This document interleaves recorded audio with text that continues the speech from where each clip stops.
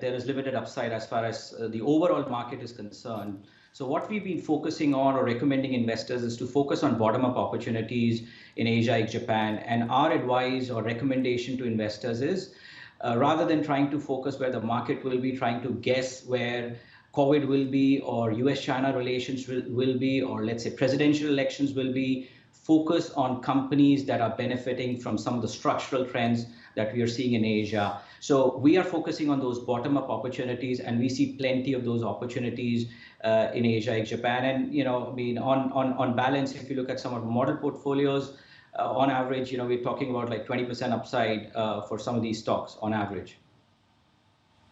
Okay, Chetan, good morning. Tanvi joining in this conversation. Where are you scouting for these opportunities? I mean, if you had to take a top-down approach, where would you go about hunting for value? Well, I would say the top-down strategy for us is we clearly have a preference for North Asia over, let's say, South Asia or Southeast Asia.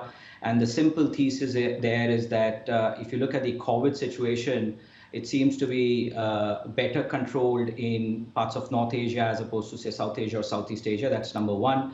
And the second thing from our perspective is that we also want to focus on countries or economies which we think have the fiscal and monetary room and relatively strong government balance sheets so that these countries can sustain economic growth rates going forward.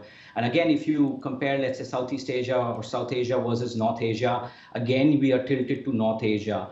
Now, that's where basically our top-down strategy. In terms of sectors, themes, as I said, we are focusing on structural trends. So a few structural trends we've been highlighting to investors. So tech modernization is a big theme. You could put everything there from, let's say, increasing investment of China in 5G infrastructure. There are lots of interesting companies in Asia which are plays on that theme.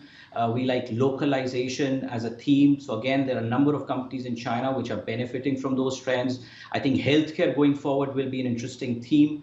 This was a sector which was fairly, I would say, unloved or hated until, let's say, 3 months ago. I think you could argue that there is some more steam left in this sector.